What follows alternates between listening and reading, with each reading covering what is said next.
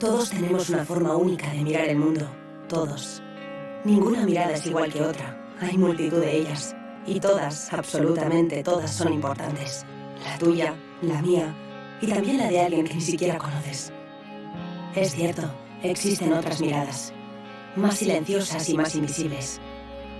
Miradas que no solo miran la realidad, sino que hacen algo por ella. Porque aunque el mundo no ha dejado de avanzar, todavía nos quedan razones para comprometernos.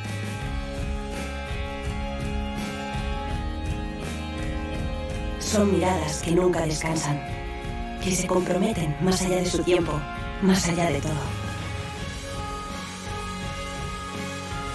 Que no dejan de creer que todos los niños tienen derecho a ser niños y a ser todo aquello que quieran ser.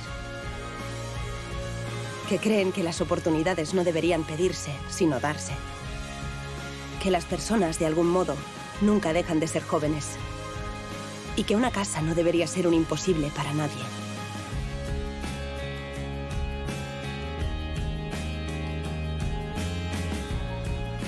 Y hay otras miradas. ¿Mejor? Ahora sí, ¿no? Y otras que son capaces. Va limpio, ¿no? No son solo miradas que miran, sino personas que algún día pueden cambiar las cosas para lograr que lo inimaginable se vuelva posible y que cada vez estemos más cerca de ello. Personas que buscan otras realidades, que hacen del arte otra manera de mejorar la sociedad y buscan también educar y enseñar a mirar la realidad en todas sus formas. Unas miradas que impulsan, que invitan, que aportan, que descubren, que ponen todo lo que son en todo lo que hacen. Y no lo hacen ni lo hicieron por reconocimiento, sino por algo aún más grande. Esta es nuestra mirada, y también la mirada de todos vosotros. Fundación Bancaria La Caixa.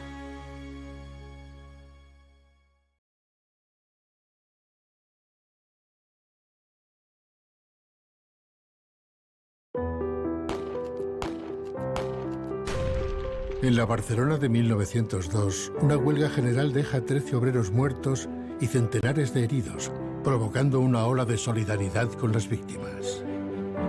Un sector de la burguesía más vanguardista decide recaudar fondos para hospitalizar a los heridos y fundar, si es posible, una caja que ofrezca pensiones a los trabajadores.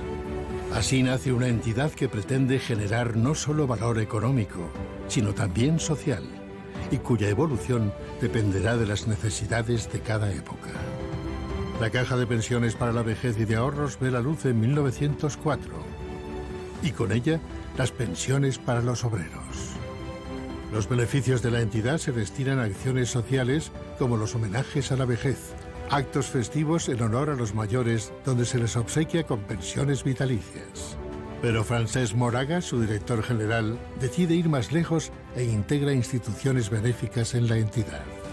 Se crea un órgano para gestionarlas, la obra social, que durante los siguientes 20 años prioriza la salud, volcándose en la lucha contra la tuberculosis, la igualdad, incorporando el Instituto de la Mujer que Trabaja, y la cultura, que se concreta en la construcción de bibliotecas.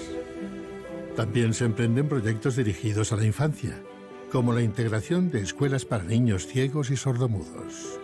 Tras la Guerra Civil, la obra social frena su desarrollo, aunque iniciativas como las prótesis para mutilados ayudan a las víctimas del conflicto. Pero en 1955 cambia la tendencia con un ambicioso proyecto, la vivienda social y asequible, que llegará a acumular un parque de 25.000 pisos. Con la democracia, la obra social da un nuevo impulso a su actividad. Se abren los splais, centros de recreo para la tercera edad, y se habilitan espacios culturales para la ciudad. En los años 80 y 90 se renueva la estructura directiva de la entidad. Se refuerza así la divulgación científica con la apertura del Museo de la Ciencia y la educación con un prestigioso programa de becas. Este periodo se completará con la creación de programas de ayuda para los colectivos más desfavorecidos. En la actualidad, con un presupuesto que supera los 500 millones de euros, se sitúa entre las fundaciones más importantes del mundo e impulsa programas sociales como los dedicados a la lucha contra la pobreza infantil, el fomento del empleo, el acceso a una vivienda digna, el envejecimiento activo de nuestros mayores, la promoción del voluntariado en la sociedad, el apoyo psicosocial y espiritual al final de la vida, el impulso a la investigación, la concesión de becas a la excelencia académica, el desarrollo económico y social de los países más vulnerables, el refuerzo de la educación y la promoción de la cultura, con la apertura de centros culturales y de divulgación del conocimiento por todo el territorio. En el futuro, la Fundación Bancaria La Caixa seguirá esforzándose para construir una sociedad más justa y para ofrecer oportunidades a quienes más lo necesitan. Fundación Bancaria La Caixa. Cambiamos presentes, construimos futuros.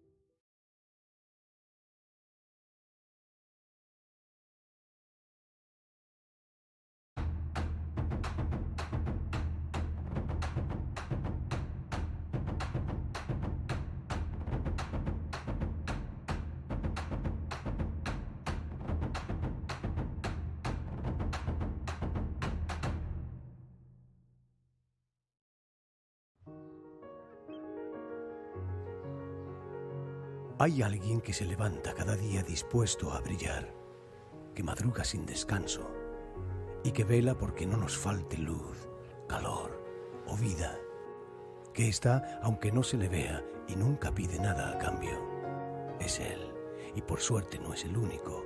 También es Mercedes, Eduardo, María, Sonia, Carlos y cientos de personas que brindan su tiempo a través de asociaciones y ONGs, haciendo que Málaga deslumbre también por su solidaridad.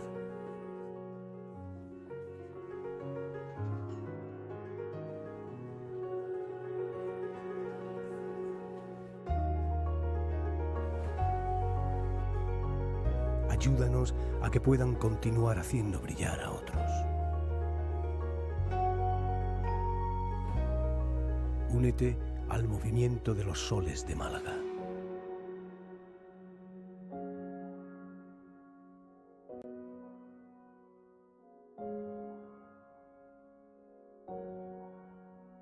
Fundación El Pimpi.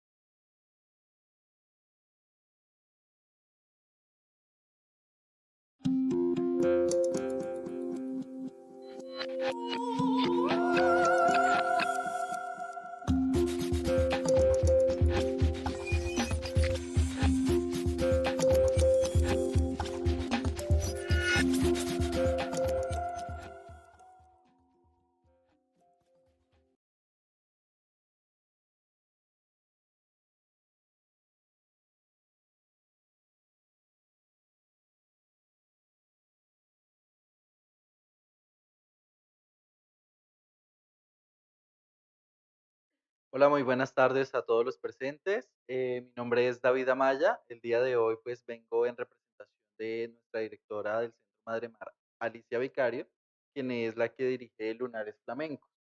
En esta tarde vamos a tener una tertulia titulada Reflexión y Tertulia sobre el arte de danzar a la española. En esta tarde nos acompañan tres grandes profesionales, como lo es María Sánchez, Leticia Castro y Nuria Bejerano. Para empezar, pues voy a hacer una breve presentación de María. Pues como el tiempo es tan limitado, pues lo hicimos lo más resumido que pudimos, ¿vale? Nacida en María Sánchez Izquierdo, nacida en Málaga, pedagoga y coreógrafa de la danza clásica española y contemporánea, investigadora independiente, psicóloga y especialista en el área del deporte y la danza, presidenta de la sección CID, Consejo Internacional de Danza, Málaga UNESCO, desde el día 16 de 2014. Pionera en España en trabajar las técnicas y estrategias cognitivas de la danza profesional, directora, coreógrafa y docente en la Academia de Danza y el Centro Preparador de Opositores Isans Dance. Autora de los libros Oposiciones Danza Española, Temario, Programaciones, Unidades Didácticas, Cuerpo de Profesores de Música y Artes Escénicas, y Oposiciones Danza, Temas Actualizados, Unidades Didácticas, todas las especialidades clásico, español, contemporáneo y baile flamenco. Temas comunes, actualizados y unidades desarrolladas. Perdón. Bueno, María, buenas tardes y adelante. Hola, muy buenas tardes a todos. En primer lugar, agradecer que hayan venido a escucharnos. Nuestra reflexión va a tener un orden cronológico. En primer lugar, voy a hablar de la escuela bolera de España y la conexión con la escuela italiana, para pasar posteriormente mi compañera a hablarnos sobre la edad de plata de la danza española, Leticia Castro, y Nuria Bejerano terminará con una reflexión metafísica sobre la danza. En primer lugar, vamos a comentar qué entendemos por escuela bolera. Ahí lo tenemos, ¿de acuerdo? Hemos hecho un índice, ¿vale? Hemos hecho un trabajo específico. Bueno, la tecnología parece que no va en el directo, pero no pasa nada. Ahora, poquito a poco, pero puedo ir comentándoles. El orden de mi ponencia versa sobre, lo primero, hablar qué es la escuela bolera, que entendemos, según el crítico Roger Sala, para posteriormente introducirnos en la conexión de los pasos de lo que entendemos de la escuela italiana con la escuela bolera de España. De acuerdo. Aquí pueden ver el índice. Vamos a hablar de los centros de intercambio que hubo en España, donde sabemos que muchos bailarines clásicos se atrevieron a cambiar los encajes y los tutú por castañuela, y como también grandes estrellas de la escuela bolera también hicieron furor como piezas virtuosas indiscutibles en el extranjero. Por supuesto, cabe nombrar en esta presentación a la familia Pericet, por ser los que codificaron la escuela bolera y se sentaron a escribir el código dancístico que conocemos como verdadero.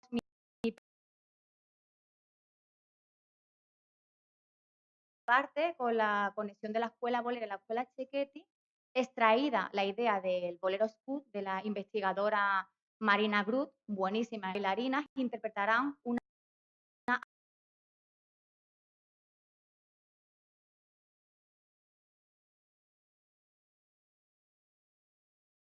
adaptación, Daniela y también Rosa Ruiz. Perdón, no, Daniela, el apellido que aparece posteriormente. Y terminaré pues con una referencia bibliográfica sobre todo esto. En primer lugar, comentarles a todos, si le voy dando tiempo, Roger Sala es un crítico que nos habla de la escuela bolera. La escuela bolera, si bien existen antecedentes en manuscritos como Cervera en el siglo XV, tenemos también a Domenico da Piacenza, a Fabrizio Carocho, que nos hablan ya de pasos que se han codificado y que van a servir como base de danzas populares para reflejar el estilo que posteriormente denominaremos bolero. nos centramos ya en Roger Sala, que en el siglo XVII marca y ha hecho el estudio que comienza la gestación de la escuela bolera como tal. En el siglo XVIII se clarifican objetivos para que en el siglo XIX, la época del romanticismo español, sea el boom donde van a interrelacionar los clásicos con los boleros. Y ahí es donde vamos a aportar ese código estilístico que tiene la danza española, las castañuelas, el braceo, el sentir, el transmitir, que se quedan enamorados no solo en el siglo XIX, sino posteriormente nuestro coreógrafo Diaghilev de los ballets rusos, que, como podemos ver en todos los ballets, siempre va a aparecer danza clásica española, como podemos ver en El Quijote, en Paquita, en Carmen. Grandes coreógrafos, grandes pintores que se llevaron, Picasso, Manuel de Falla, y que luego posteriormente, hasta el día de hoy, conservamos y que se sigue transmitiendo de generación en generación por todos los países, inclusive los latinos. Vamos a ver, una vez explicado lo que es a grandes rasgos, muy grandes rasgos, la escuela bolera como rasgo español, con sus quiebros, sus torsos, podemos decir que el bolero sustituyó a la seguidilla. En un principio eran la seguidilla y el fandango los que predominaban para luego coger poder el bolero. ¿Y por qué el bolero? Porque el bolero, las personas eran virtuosas cuando bailaban, volaban. En un principio la traducción era con V, pero como era la tradición oral, y estábamos en España en épocas pues, de guerra y periodos donde no todo el mundo estudiaba, bueno, pues aparecieron eh, las publicaciones muchas veces codificados con la letra B y así se quedó, ¿no? No lo cambiaron, pero en un principio era con V. Si bien cabe destacar que Andalucía fue un poco, digamos que atraía a todos los grandes. Andalucía siempre ha traído a todos los grandes, entre ellos Málaga, por ejemplo, Sevilla, también encontramos, y venían a aprender a la Academia del Maestro Realito. Todos los clásicos, en la época del romanticismo, en el siglo XIX, se enamoraron de nuestra preciosa danza, que es la danza española, escuela bolera, base del verdadero ballet.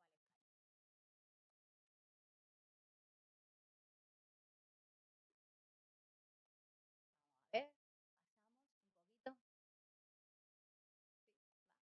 Vale, la escuela bolera, si bien en el siglo XX teníamos al maestro Ángel Pericet, evidentemente, a Ángel Pericet Carmona, la familia Pericet, han sido y merecen, son merecedores de nombrarlo, por supuesto, aquí, que vamos a hablar de la escuela bolera. Gracias a ellos escribieron el método.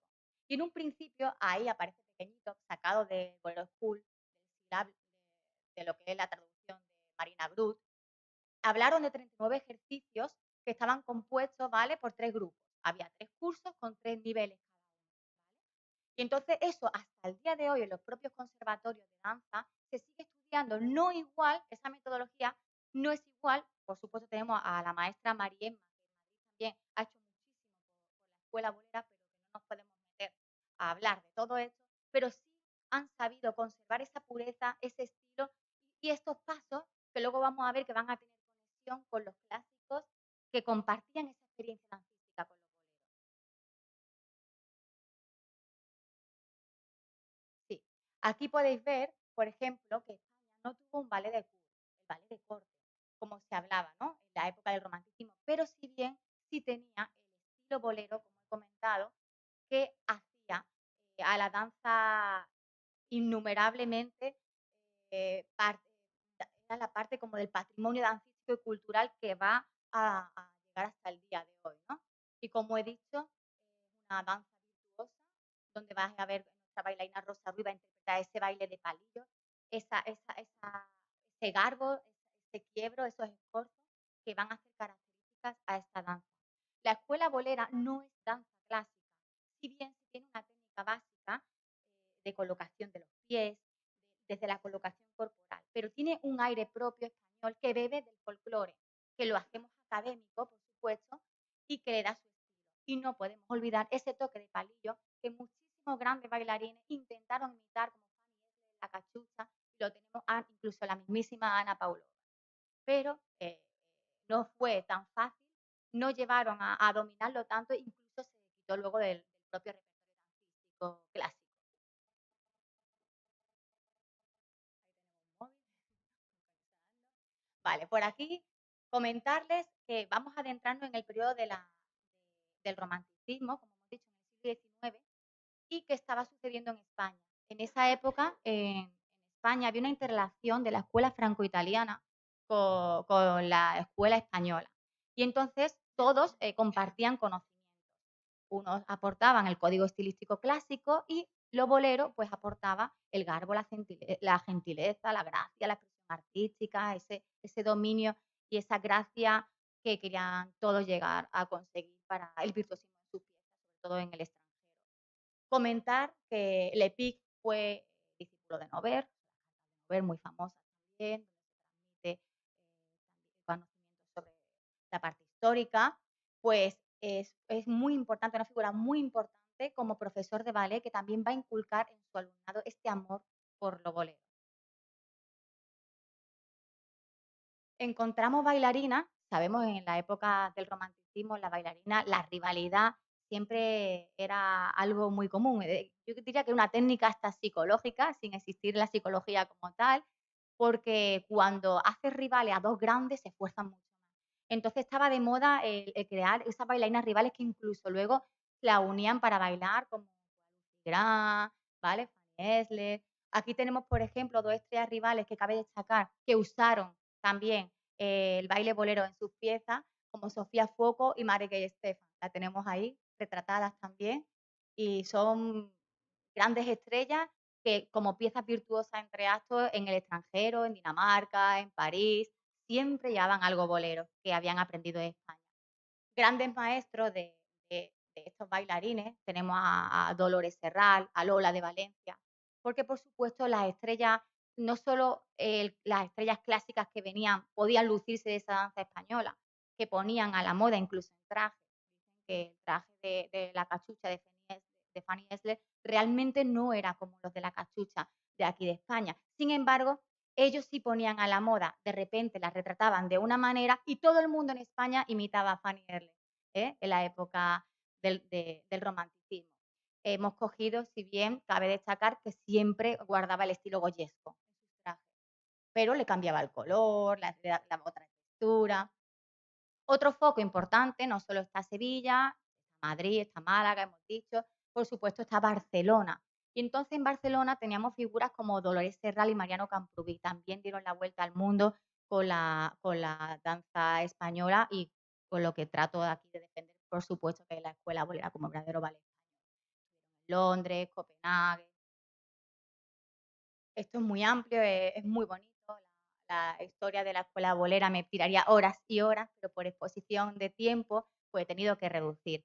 Sí os voy a nombrar figuras muy importantes para los que tengáis curiosidad. También he puesto al principio mi correo, que es tanstan@gmail.com, por si queréis contactar conmigo. Os paso toda la información muy gratamente. Pero sí nombraros maestros como Monet, por ejemplo, que pintaban y retrataban a artistas como Fanny Esler, Carlota Grisi, ¿vale? Todas ellas muy, muy importantes figuras del romanticismo. Para no alargarme demasiado, concluir que hubo una conexión de pasos, eso estoy muy segura por todos los estudios bibliográficos que llevo a cabo durante más de 15 años ya, que es joven esto todavía, en mí espero la arruga más sabia en todo esto, y comentarles que figuras como Marius Petipa, incluso de Aguilés, pero ya se nos va a la edad cronológica de lo que tenemos que exponer aquí, fueron figuras muy importantes y que todavía hacen que los repertorios de la danza clásica tengan amor por lo español. Si bien hemos hecho aquí una conexión de los pasos que van a interpretar las compañeras sobre lo que sería la escuela Cecchetti italiana. Enrico Cecchetti fue un gran maestro, que de Aguilés fue muy sabio, que fue tan sabio en todo, supo coger a los mejores bailarines, a los mejores maestros y todo para llevárselo. Por eso hay que clarificar que muchas veces el ballet ruso, sí, en la época de Aguilés estamos ya en otro siglo posterior. El ballet tiene antecedentes, pero los antecedentes están franco-italianos, nunca olvidemos eso. Había unos manuscritos que podéis ver y no es ruso. Los rusos supieron coger, gracias a esta figura, a este gran empresario, todo lo mejor de todo y se lo llevaron. Lo que nosotros mismos no valoramos dice nadie es profeta en su tierra, se lo llevó este hombre muy inteligente. Bueno, pues gracias a los pericés que tenemos el código dancístico, hemos recopilado una serie de pasos, en total 14, donde nuestras bailarinas van a hacer una conexión, vais a poder ver una conexión de la escuela italiana con la escuela bolera. Por ejemplo, para que entiendan un poco, el rodazán podía tener una similitud con el rond de jambe, ¿no? O bueno, existen el destaque, es como un grand batman. No me puedo meter en quién da el código estilístico a quién, porque bueno, sería otro momento de debate muy, muy gordo, sobre todo, pero sí podemos saber tras los estudios la relación que tenían entre pasos. Aquí tenemos los pasos que van a interpretar nuestras chicas y bueno, pues con muchísima ilusión, es una adaptación que espero que disfruten. Gracias.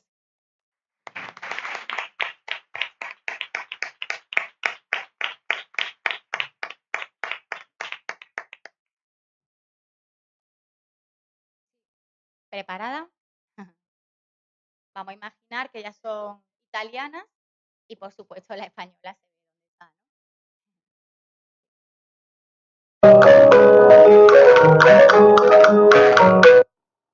Pifla y pas de bourrée.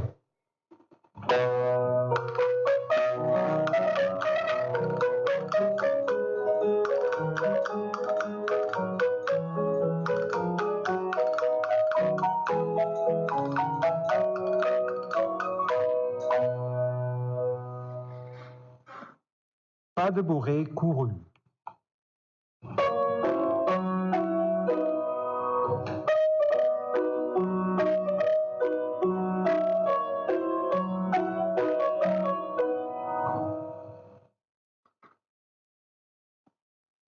Escobilla hacia adelante, 3 destaques y vuelta quebrada.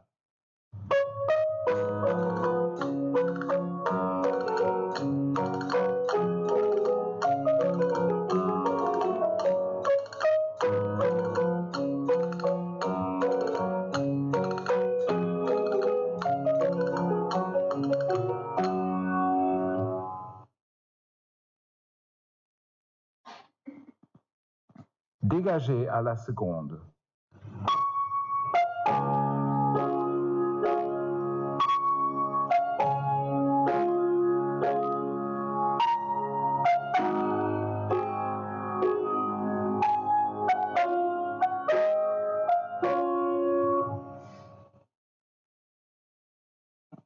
Vuelta de vals.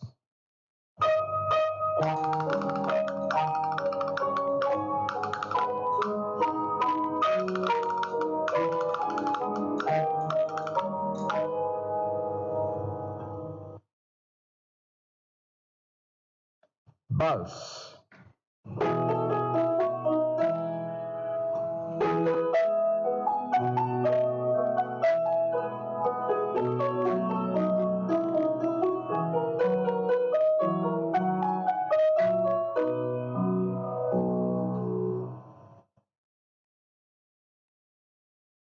Retortille, 2 pasos de basque y vuelta fibraldada.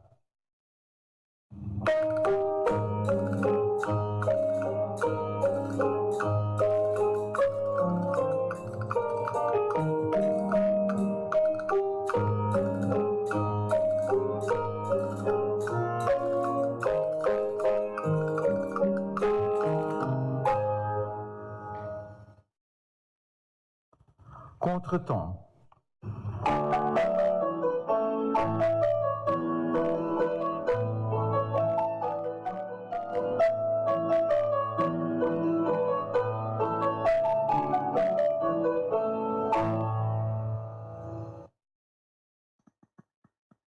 Vuelta de vals, batararana y vuelta con destaque.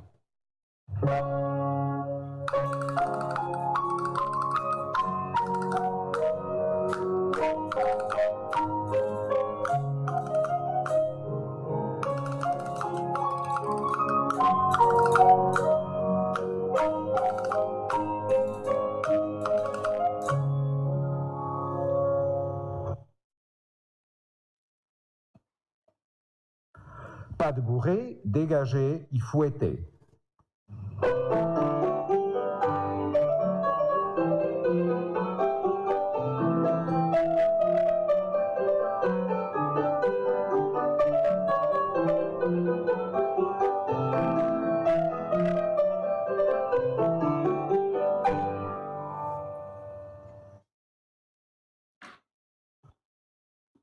Cuatro balones, dos pas de basc y vuelta fibraltada.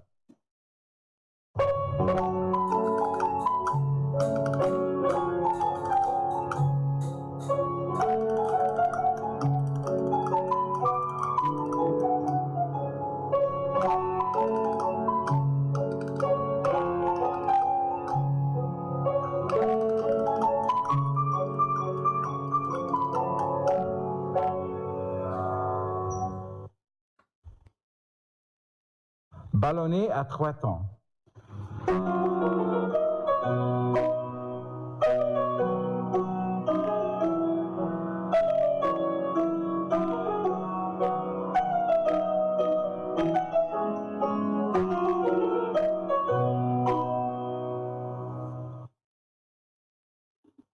Rodazanes en vuelta.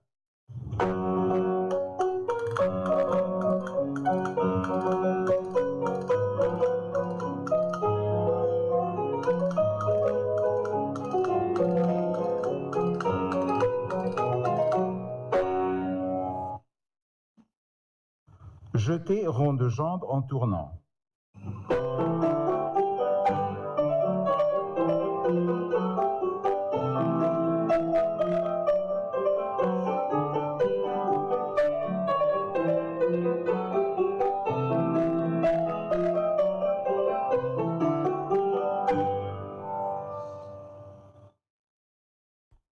Fouetter.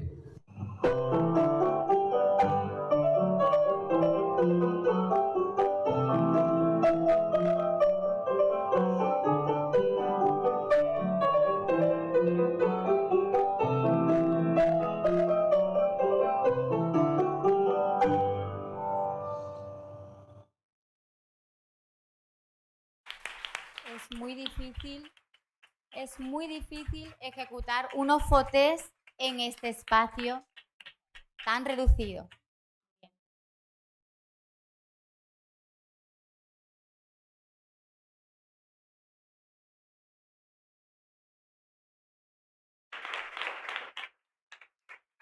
Bueno, pues nos ha quedado muy claro la dedicación y la disciplina que tienen estas bailarinas y pues todos los que trabajan en ello, ¿no? Bueno, vamos a continuar ahora con Leticia Castro. Leticia Castro nació en Montevideo, pero creció en Madrid. Licenciada en coreografía e interpretación, es bailarina profesional de danza española y ha bailado en importantes escenarios de todo el mundo como la Ópera de París, el Bolshoi de Moscú, el Teatro Real de Madrid o la Maestranza de Sevilla. Recientemente representó a Tórtola Valencia en la exposición Poetas del Cuerpo, la danza de la Edad de Plata que se celebró en la Residencia de Estudiantes de Madrid. Adelante, Leticia, cuéntanos. Bueno,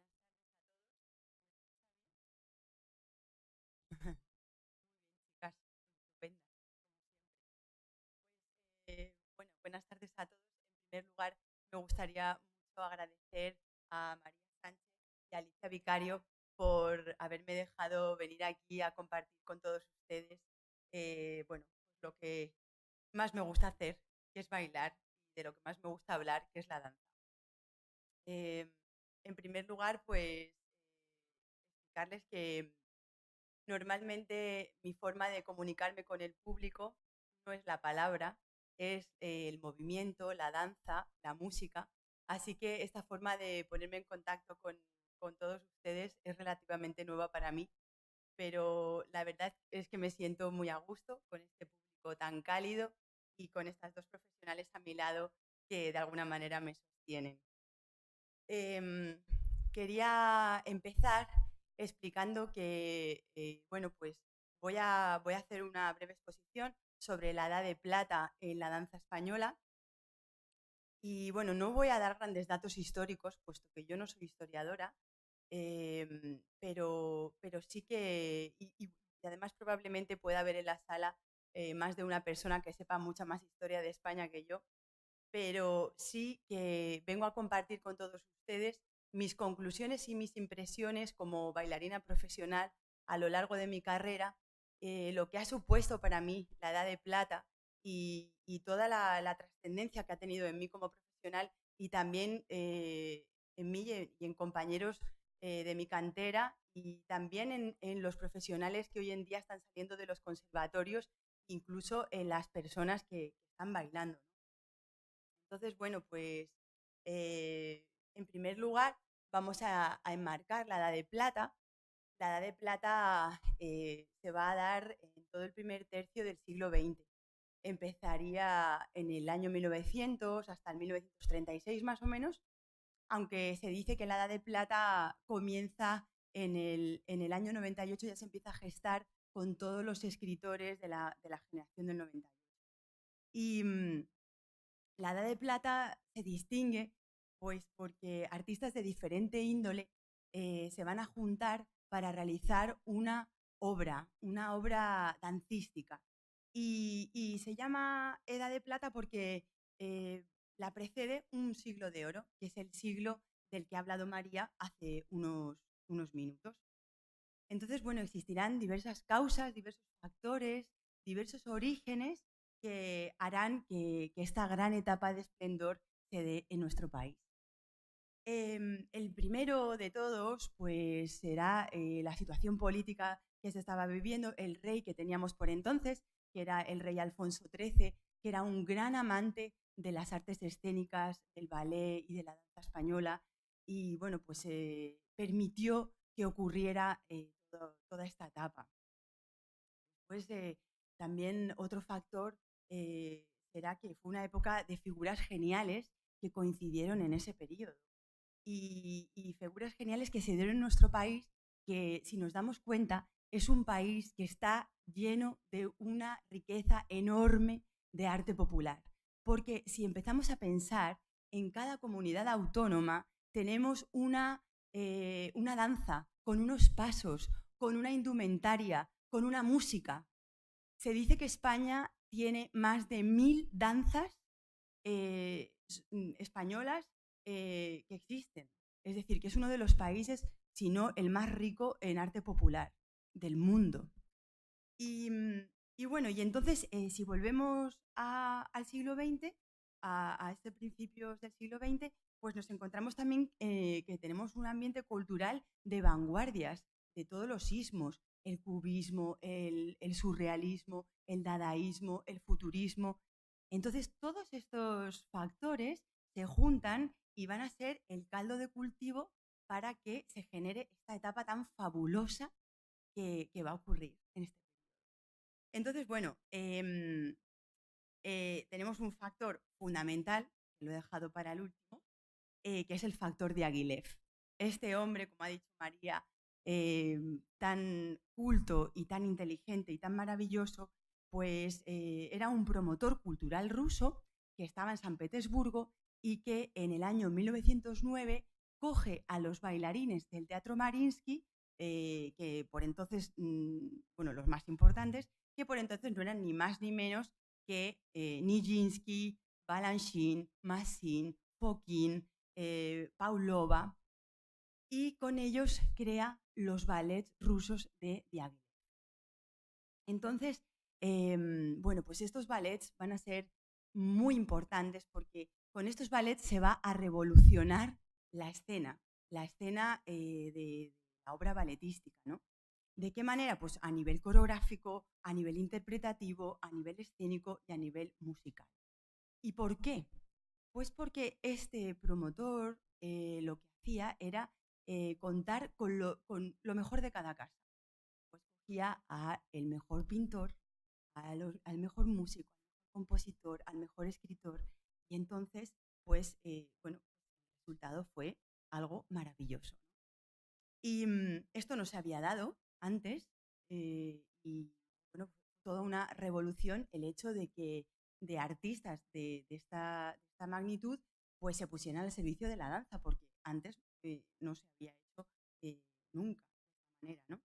Entonces, bueno, pues los resultados son fabulosos e innovadores y servirán para el emprendimiento de novedosas iniciativas que persiguieron la renovación en todas las disciplinas que integraban la obra de danza.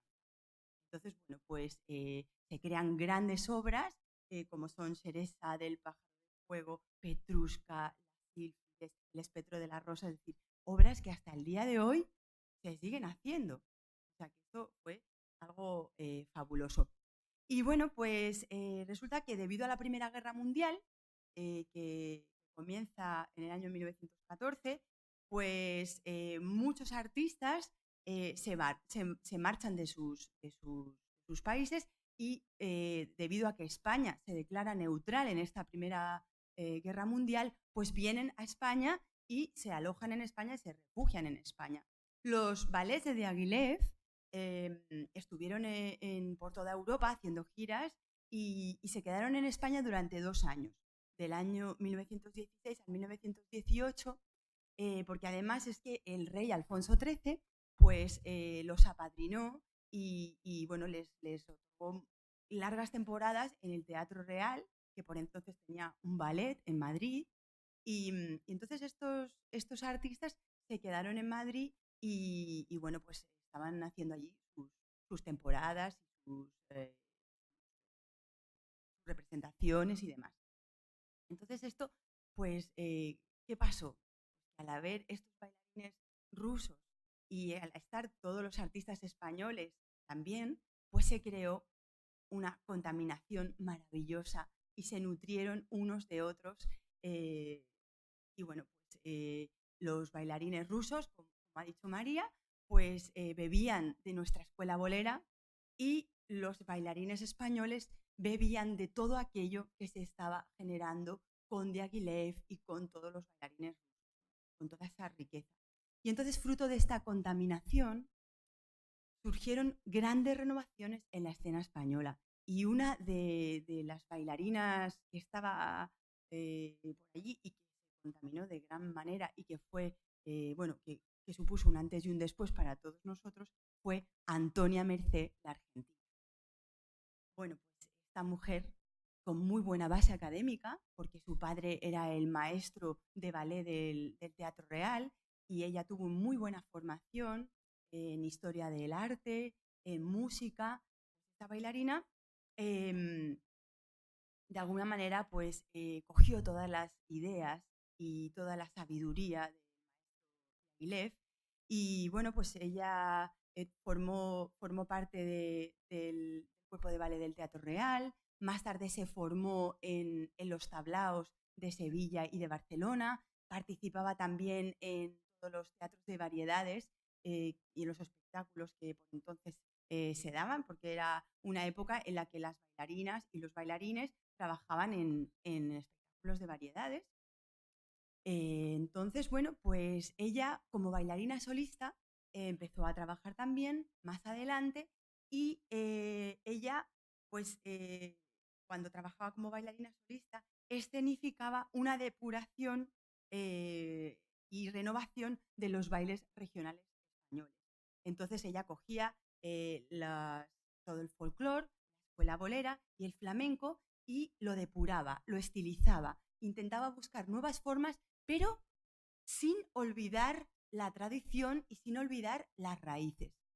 Entonces, bueno, pues ella respetaba cuidadosamente la esencia de cada estilo, los vestuarios, las músicas, se rodeaba de grandes artistas y de grandes músicos, como fue Falla, Granados, Albéniz, Nin, y hasta que esto pues tuvo un momento culmen en el año 1925, cuando ella estrena El amor brujo de Falla en el Teatro Trianon Lyrique de París, junto a grandes artistas que la acompañaron y como fue pues, en la escenografía y en el vestuario Gustavo Vacarisas, un pintor, Manuel de Falla con la música y se rodeó de grandes artistas como el gran Vicente Escudero, genio Vicente Escudero.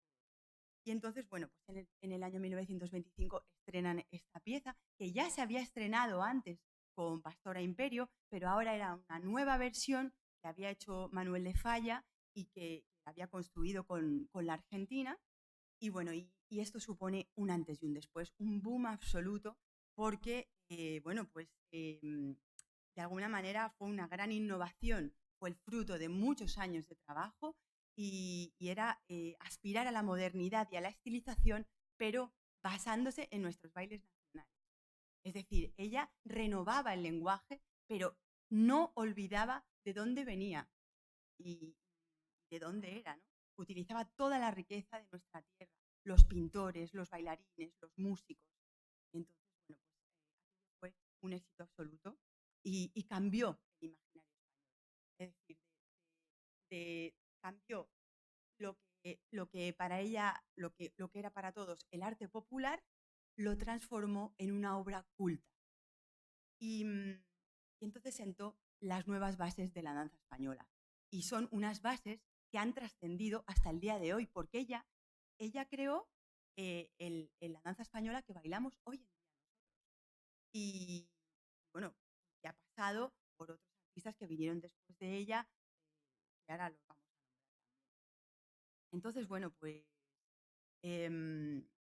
grandes seguidoras que tuvo la Argentina, como fueron la Argentinita o Pilar López, que no fueron tan innovadoras como ella, pero sí que siguieron sus pasos y se rodearon también de grandes artistas como Federico García Lorca, que cantaba con la Argentinita y hicieron un disco de 100 canciones populares.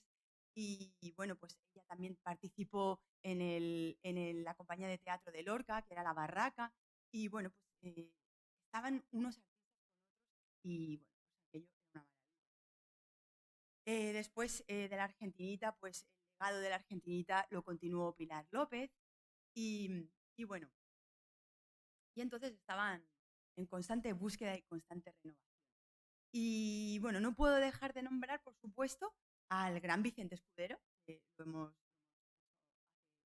hace unos minutos, y yo diría que Vicente Escudero fue incluso más allá, porque Vicente Escudero se impregnó de toda la vanguardia que había, de todos los vanguardismos. Él se fue a vivir a París y entonces pues estaba allí, se juntó con con los cubistas, con los surrealistas, con Picasso, con Juan Gris, con Joan Miró, con Man Ray, y él mismo abrió un teatro pequeñito que se llamó el Teatro de la Curva, y este teatro, pues él se dedicaba a poner sus bailes y sus creaciones en este teatro.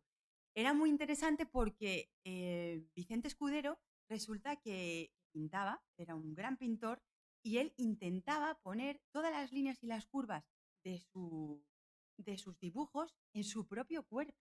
Imagínense qué búsqueda y qué investigación tan brutal. Entonces, bueno, pues en el año 1924 estaba él en su teatro de la Curva bailando y fue allí Manuel de Falla. Y entre el poco público que tenía, porque no tenía mucho público, puesto que él no buscaba la aclamación del público, él buscaba investigar, él buscaba nuevas sensaciones y nuevas formas. Y allí estaba Manuel de Falla, que lo contrató para hacer al año siguiente El amor brujo del que acabamos de hablar. Y bailó entonces con la Argentina, y ese amor brujo y ese espectáculo también le sirvió a Vicente Escudero para tener en un futuro más contratos y bueno, su carrera también hubo un antes y un después de ese amor brujo, y él después tuvo más contratos en otros lugares en los que alternaba la danza española tradicional con las nuevas formas que él iba buscando. Además, hay que decir que aunque Vicente Escudero era un gran vanguardista, por otro lado era un gran purista, porque él defendía a capa y espada el baile español y las formas con las que había que bailar la danza, el flamenco y la danza española. De hecho, tiene el decálogo de Vicente Escudero, que son las 10 formas de las que cómo tiene que bailar un hombre. Así que, bueno, él revolucionó, estilizó sobre todo el mundo del flamenco, pero él también bailaba danza española. Por otro lado, y bueno, pues ya otra persona que no podemos obviar es la gran Tórtola Valencia. Tórtola Valencia fue yo diría como para compararla, la Isadora Duncan española. Ella, bueno, pues fue una bailarina ecléctica, polifacética, con muchísimo éxito también. Bailaba descalza, buscaba toda su inspiración en la naturaleza, en lo natural, en la búsqueda de sensaciones, en sentir la danza como el origen del hombre. Bueno, y buscado en muchísimas tradiciones que no eran la española, fueron tradiciones orientales y mezclaba la danza ibérica con la danza moderna. Bueno, ella era bailarina, era pintora, era coleccionista, em, y bueno, pues otra buscadora y otra investigadora.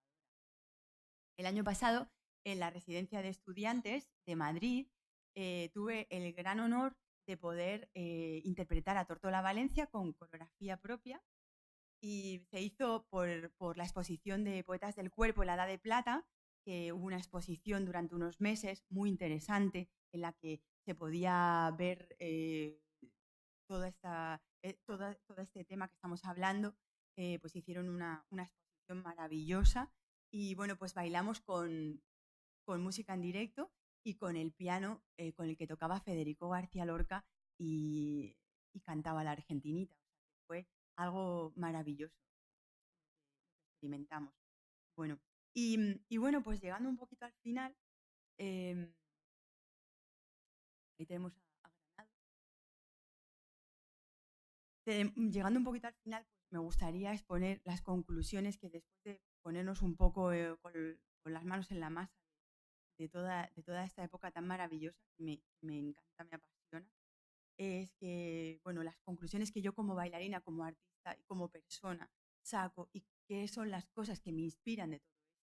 Y es, bueno, pues sentir el arte como un todo, sentir que el arte, la danza, cómo necesitamos para un espectáculo esa escenografía, ese guión, esa música, cómo una cosa no puede funcionar sin la otra. Como decía de Aguilef, todos para el arte y el arte para todos, ¿no? Cómo nos necesitamos el arte y el arte nos necesita a nosotros. Por otro lado también, pues para mí como mujer, la inspiración que encuentro en estas mujeres valientes, fuertes, con ese vigor, con ese afán de perfeccionismo, de búsqueda. Ahí tenemos ese traje, es el traje del fandango del Candil de Argentina. Bueno, para mí como mujer, el valor y la fuerza que encuentro en ellas. Y, bueno, y también decir que con los pies muy sólidos en la tradición, pero volando alto en innovación. Esto es algo que genera siempre mucha controversia, pero que pienso que si tenemos muy clara y somos conocedores y estudiosos de nuestro legado maravilloso, podemos innovar con conocimiento de causa, y esto es muy importante. Yo como bailarina en ocasiones me he sentido encorsetada por la danza española y he necesitado buscar y beber de otras fuentes como la danza contemporánea o también el teatro, y bueno, pues añadir a mis creaciones la voz, otra manera de respirar, otra manera de hacer, otras formas, otra fluidez. Y es que verdaderamente pues se necesita, siempre y cuando no olvidemos cuáles son nuestras raíces y de dónde venimos para saber a dónde vamos.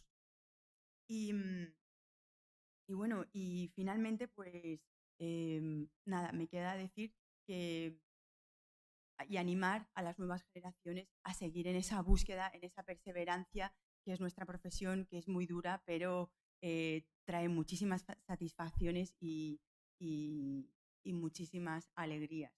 Así que, bueno, pues muchísimas gracias, y si hay alguna pregunta, pues estaré encantada de contestar.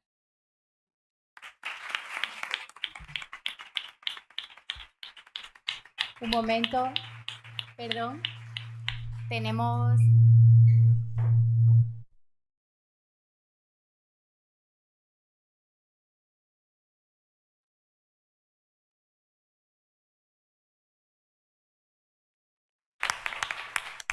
Maestro. Maestro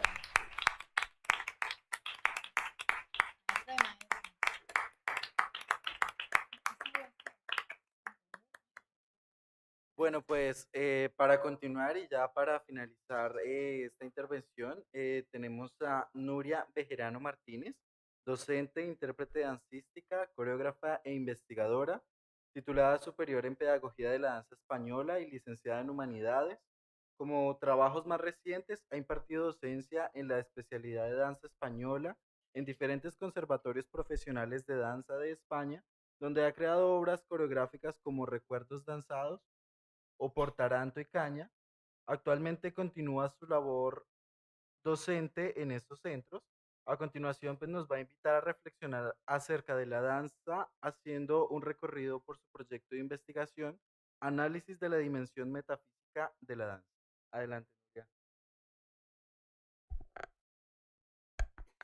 Hola, buenas tardes a todos. En primer lugar, me gustaría agradecer esta oportunidad a la Fundación El Pimpi y también a María Sánchez por contar conmigo. Muchas gracias. Sí, a través siempre de Alicia, gracias. Os invito a que hagamos una reflexión metafísica de la danza y consideremos cuestiones del baile que normalmente las cosas del directo, tú sabes.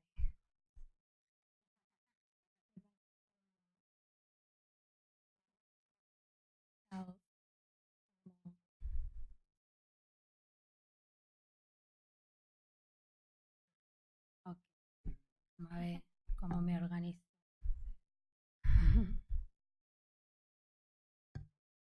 Muy bien, pues normalmente no nos preguntamos acerca de la metafísica en la danza y lo que os invito a que hagamos es que recorramos una reflexión juntos y reflexionemos acerca de eso que normalmente no consideramos.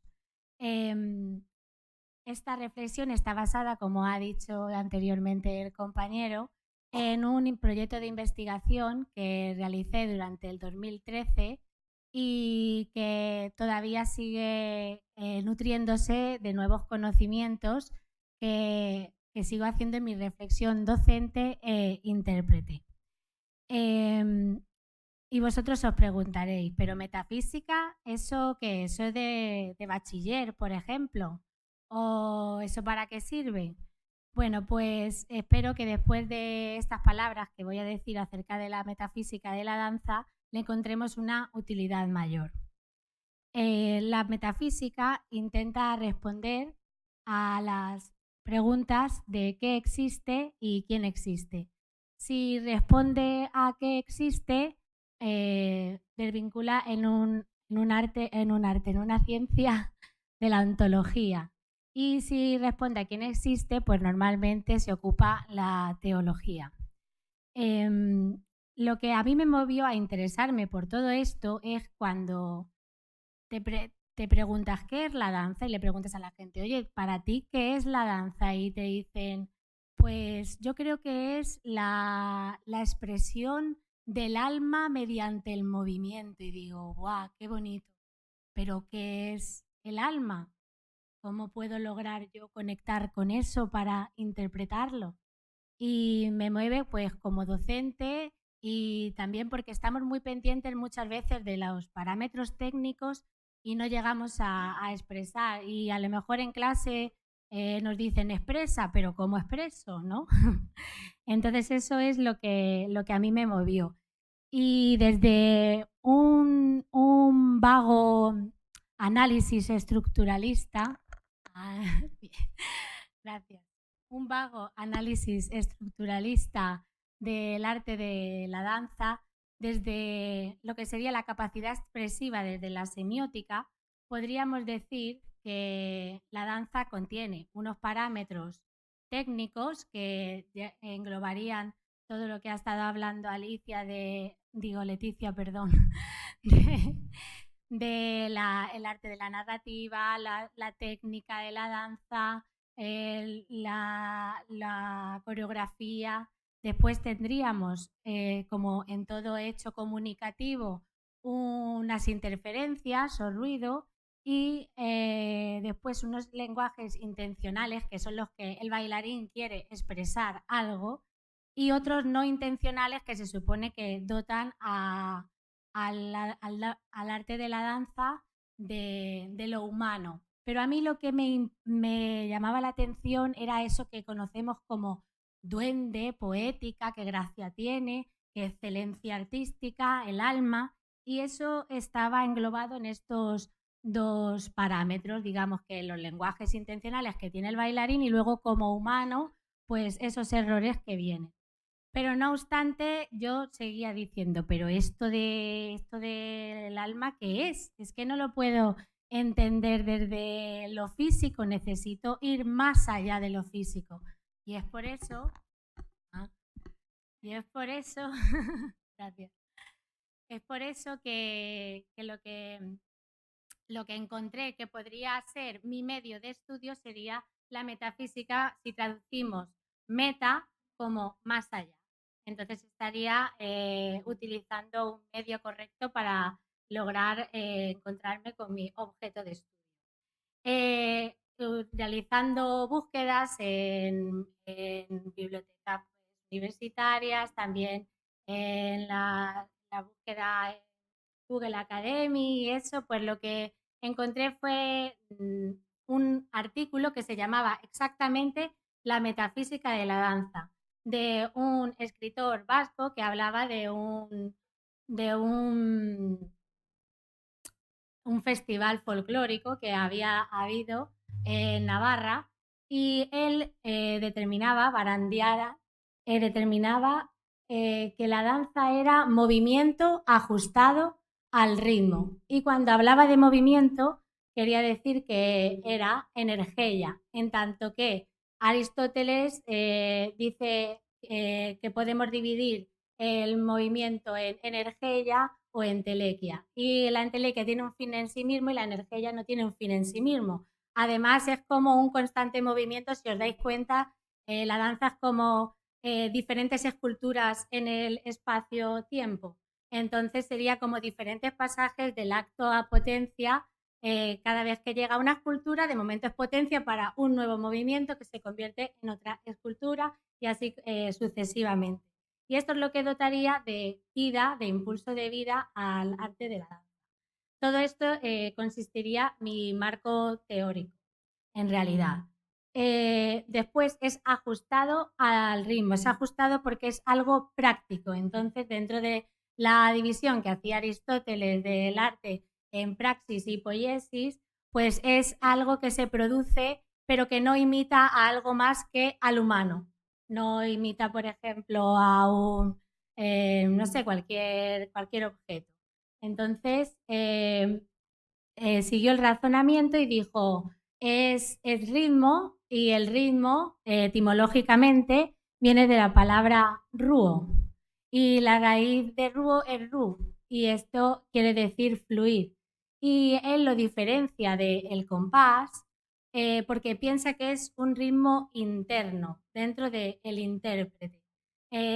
Y ya él puede llegar a un éxtasis, por ejemplo, en la interpretación y quedar separado, pero dentro de sí mismo sigue un movimiento interno y no tiene por qué supeditarse, si no quiere, al compás. Aunque está claro que si queremos transmitir con el compás, vamos a usar el compás.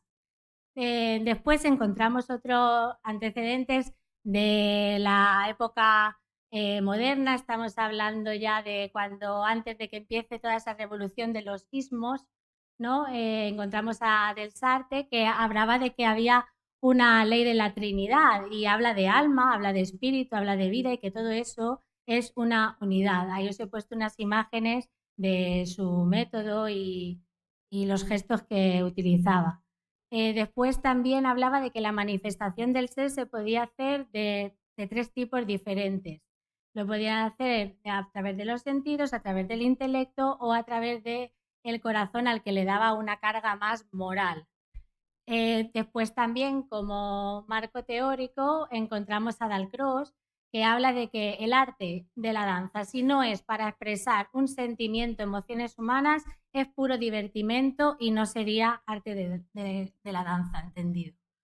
Después, Laban también es alguien muy emblemático y que todos conocemos en el mundo de la danza porque creó el sistema de notación de danza que por ahora la música sí que había anotado lo que son las partituras música, pero nosotros no teníamos medio de notación y ahora pues contamos con un medio de notación. Pero él hablaba de que habían unos factores esenciales en toda danza que estaban basados en el espacio que creó la innovación de un espacio propio en el bailarín, envolviéndolo como en una especie de huevo o quinesfera que toma 12 direcciones diferentes. Tendríamos también el tiempo y la armonía y unido todo eso al peso corporal. Hablaba también de 2 movimientos básicos, uno que sería en expansión o hacia adentro, en recogimiento, y otro que sería como haciendo un infinito, que sería un movimiento más continuo. Y unido todo eso a los elementos que hemos hablado anteriormente, espacio, tiempo y armonía, nos daría la variedad expresiva. El movimiento es la expresión visible de un sentimiento y la danza es el medio a través del cual el ejecutante nos dice las cualidades. Entonces es por eso que se ha dicho aquello de que uno baila como es. Pues se debe también a lo que Laban ha aportado. Llegados aquí también de reciente siglo XX, Le Bourg, queríamos también anotarlo porque con la psicoquinética y aplicada a la educación, sobre todo desde la educación física, hace una unión que había estado normalmente separada desde el dualismo cartesiano del cuerpo y la mente. Entonces nos parecía representativo, ya que como medio expresivo necesitamos unirlo, si no, no podemos expresar.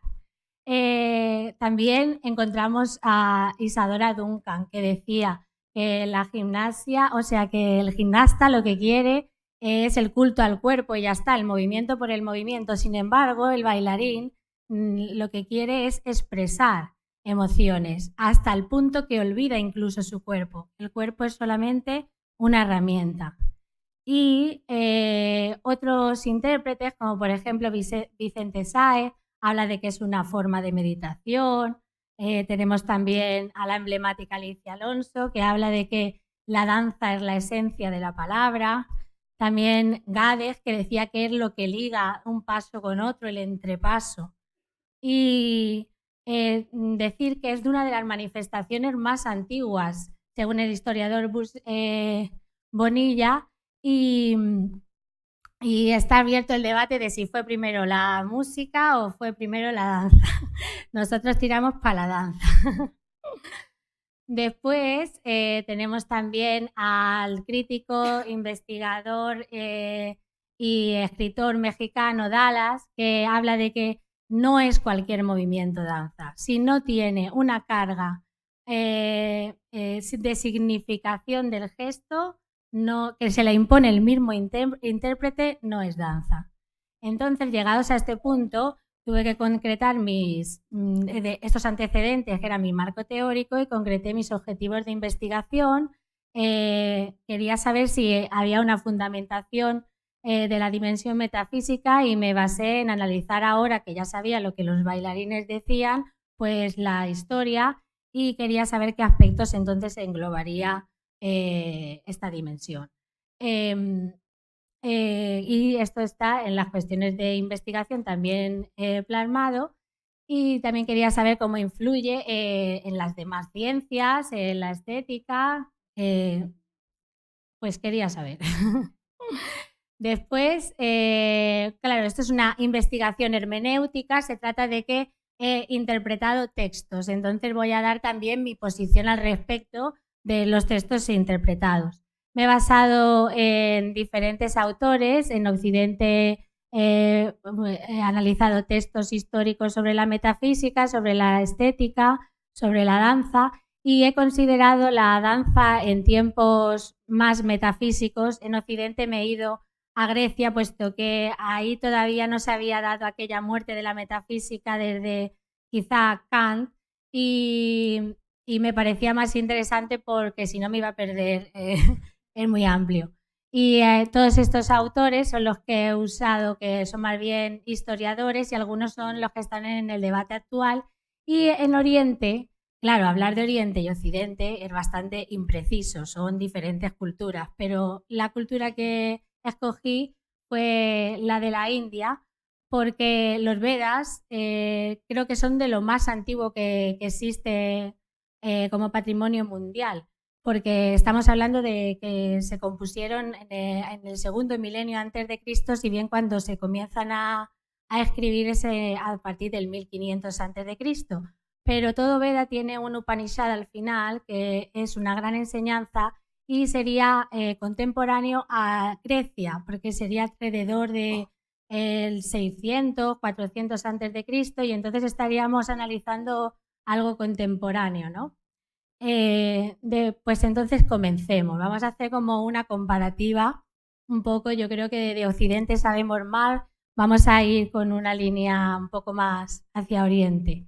Entonces, vemos estas dos imágenes y son prácticamente iguales, ¿no? La imagen de mi derecha es de Grecia y la imagen de mi izquierda es hindú. En el saber de la antigüedad, tanto de Grecia como de la India, ellos explicaban las fuerzas naturales mediante los mitos y los dioses. Pero llegó un momento en el que aparecieron los primeros sofistas, tales de Mileto, Anaximandro, pitagóricos, y dijeron no, ya no nos vale, lo que nos vale es el raciocinio, no queremos más cuentos ni mitologías, esto es lo que nos vale. Sin embargo, en la India no hicieron tal genocidio, lo que hicieron es un cambio de perspectiva y vieron que detrás de toda esta multiplicidad de este mundo fenoménico de los sentidos, quizá hubiera un mundo de trasfondo que sostenía ese mundo al que llamaron Brahma, que es como una conciencia que está más allá y es el fondo del ser. Es como lo que lo que se intenta en la ciencia moderna, pasar de algo múltiple, saber lo que es en una unidad, ¿no? Entonces sería lo que está presente en todo. Un poco para que nos hagamos una idea, es algo así como lo que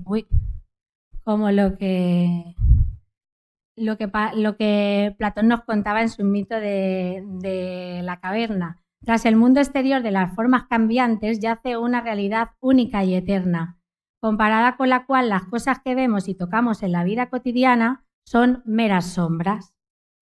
Entonces, esta idea de lo uno y lo múltiple, es decir, la esencia y luego lo múltiple por otro lado, lo encontramos en Sócrates, cuando habla de que quería encontrar lo universal, es decir, que lo que hace que dos cosas sean lo mismo, que la podamos llamar del mismo modo. También en Aristóteles la idea de sustancia, que después esa sustancia tomará diferentes formas accidentales y dará lugar a diferentes objetos, pero sin cambio sustancial. Después tenemos a Descartes, que si consideramos res como la traducción de sustancia, aunque él haya hecho la división tripartita de cogitans, extensa y infinita, podríamos decir que ha utilizado el mismo vocablo por algo. Y en la ciencia actual encontramos que hay toda una problemática acerca de la teoría del todo, que lo que quieren encontrar es una teoría que lo explique todo con algo, pero todavía no hemos encontrado eso. Sin embargo, hacia ahí caminamos. Y Brahma, si lo analizamos desde la etimología para entenderlo un poco mejor, viene de la raíz bri. Y la raíz bri es crecer y ampliarse, un poco como si fuese un vasto océano, en donde hay corrientes y olas y toman diferentes formas, pero todas forman parte de un mismo ser. Esta idea la podríamos encontrar en el pensamiento occidental en Schopenhauer, cuando nombra al neúmeno, que es el mundo, que sería el mundo esencial que no podemos captar, según Kant, él lo nombra voluntad. Entonces, todo esto son impresiones que como una poética muy bonita que a la ciencia tan sofisticada le queda corta, pero sin embargo ellos, los sabios de las Upanishads, que escribieron las Upanishads, hicieron una ciencia que es la ciencia del ser supremo, si entendemos que avidya es ciencia, aunque también es ignorancia, y Brahma como lo supremo. Lo particular de esta ciencia es que tanto el objeto como el medio de estudio es lo mismo. Entonces, lo diferencia. Sin embargo, ellos lo que querían saber es qué es qué relación hay entre el conocedor y lo que conoce. ¿Hay algún hilo que quede detrás de continuidad en estas cosas que van cambiando, como sentimientos, pensamientos? Entonces, supongamos, por ejemplo, el mundo del día a día y el mundo de los sueños.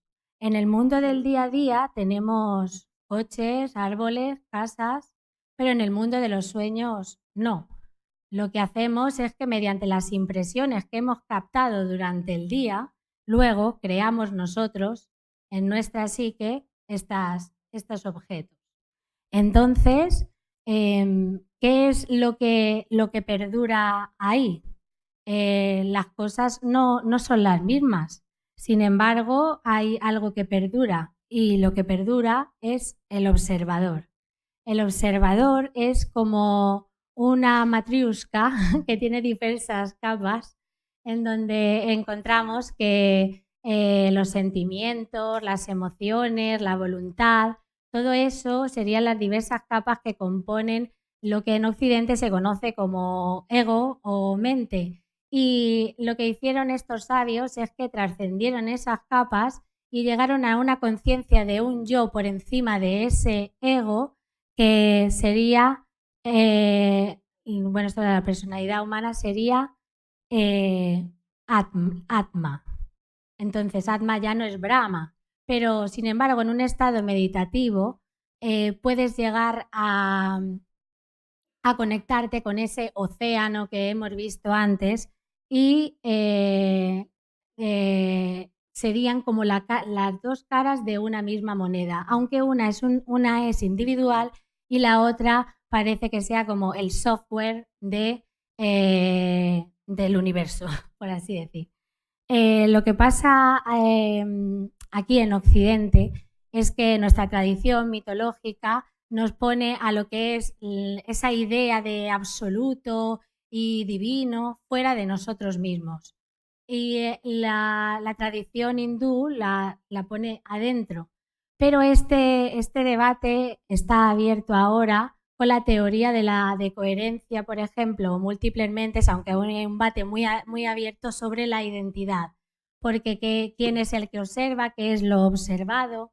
Y aquí habría una similitud muy parecida a lo que dice C, que es que hay una identidad local que viene determinada por cómo piensa el individuo, qué capacidad cognitiva tiene o nivel epistemológico, y es así como se va a imponer delante de él ciertas experiencias particulares y después una identidad global que sería cómo funciona todo el universo.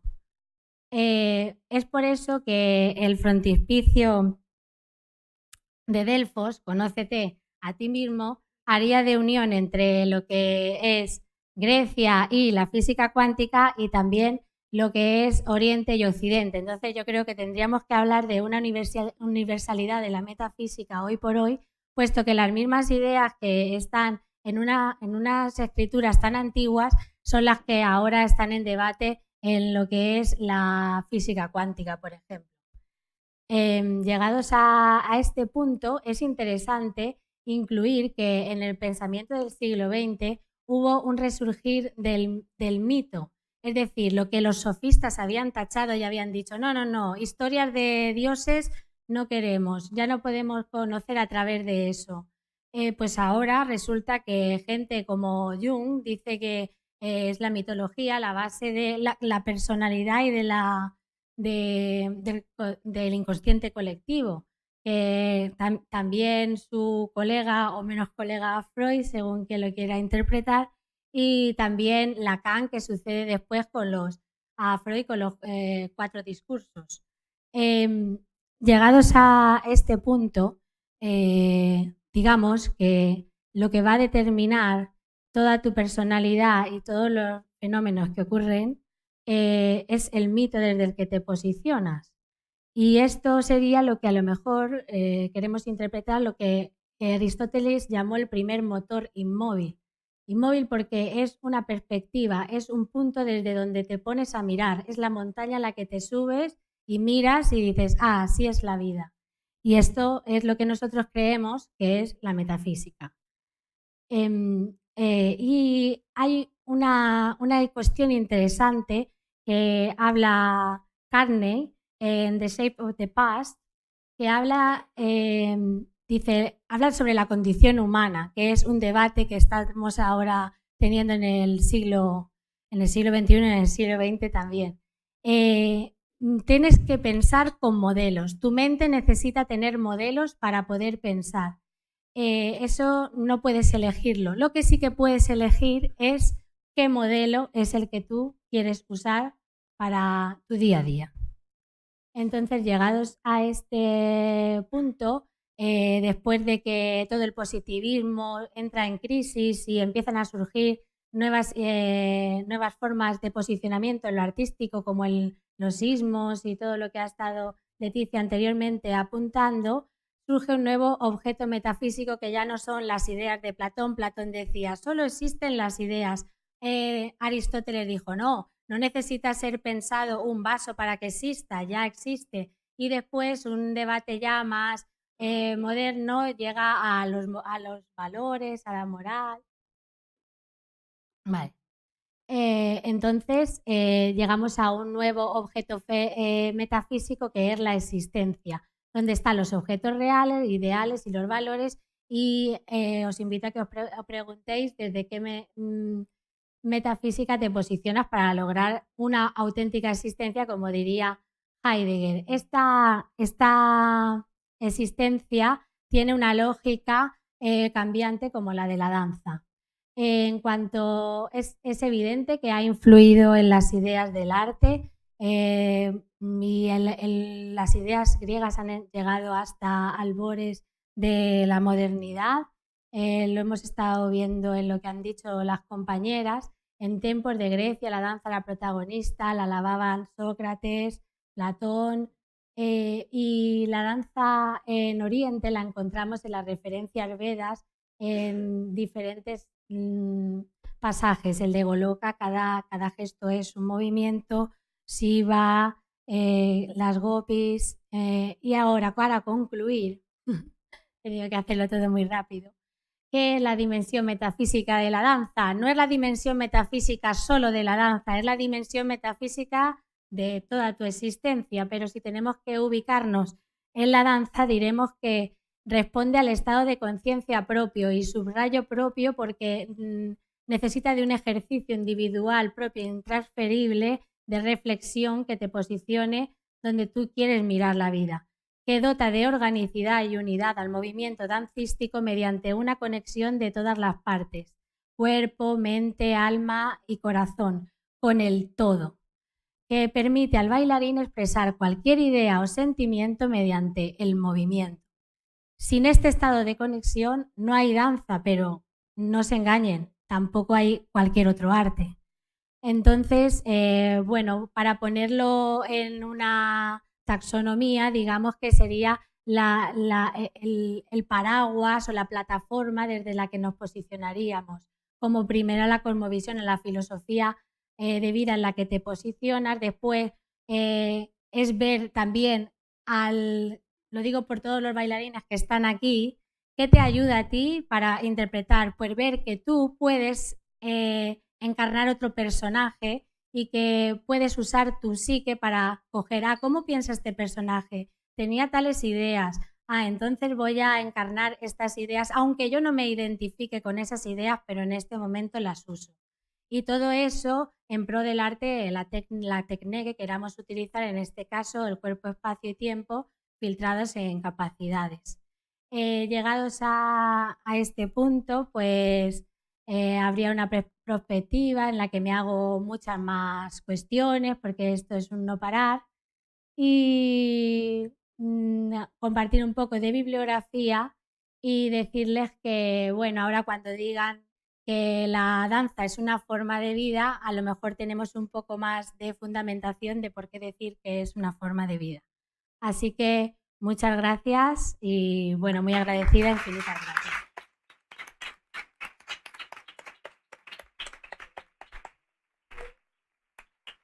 Bueno, muchas gracias, Nuria. A continuación, pues, si alguien del público tiene alguna pregunta para nuestras tres ponentes o alguien desde sus casas puede, mediante el chat, escribir las interrogantes que hayan quedado. No sé si alguien quiere participar.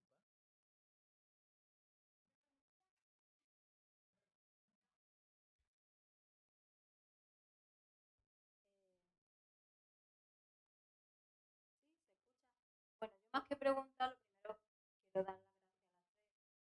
Yo estoy desde aquí un poco porque estoy con la alergia y no sé en qué momento me da la tos, no me da la tos, entonces yo creo que he dejado a alguien que lo ha llevado súper bien, como es mi secretario David. Muchas gracias, David.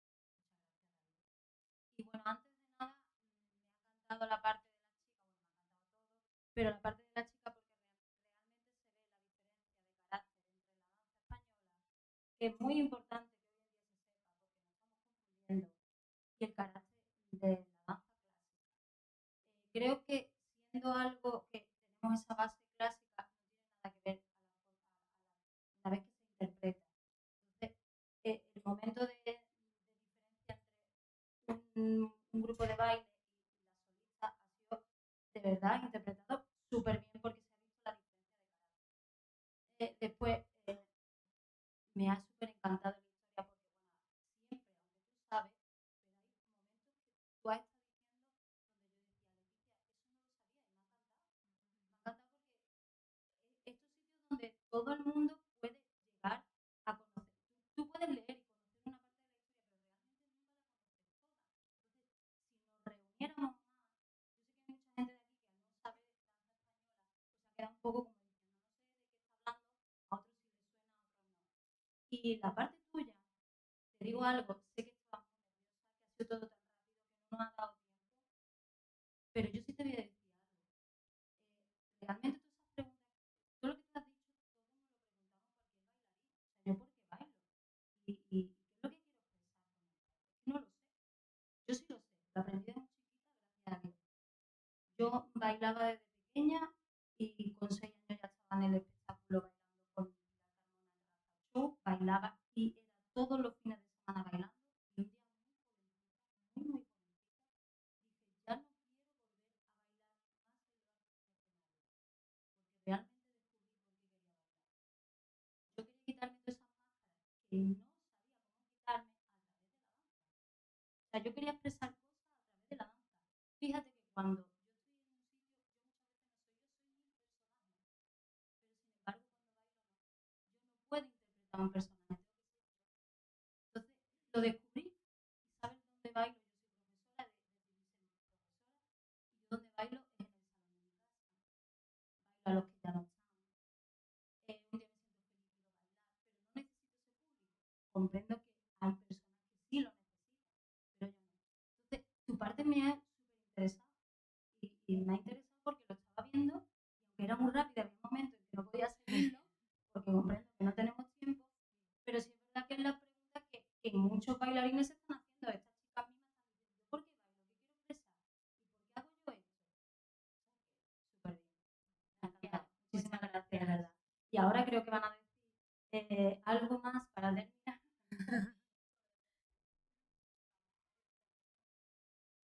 Bueno, pues para terminar, agradecer a los patrocinadores de la Fundación El Pimpi de los Lunares Flamencos, como los son Cervezas Victoria, Obra Social La Caixa, al propio Pimpi que nos brinda estos espacios y a Málaga Virgen. Muchas gracias por la participación. participación, a los que estuvieron desde sus casas viendo esta transmisión y por supuesto a nuestras ponentes, muchas gracias por todas las enseñanzas y lo que nos dejan para seguir aprendiendo. Muchas Gracias. gracias.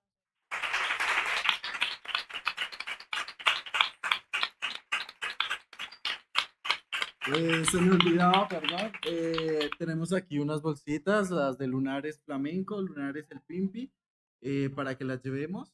Están a 5 euros únicamente. Entonces, a los que están aquí, a los que están en sus casas, cuando pasen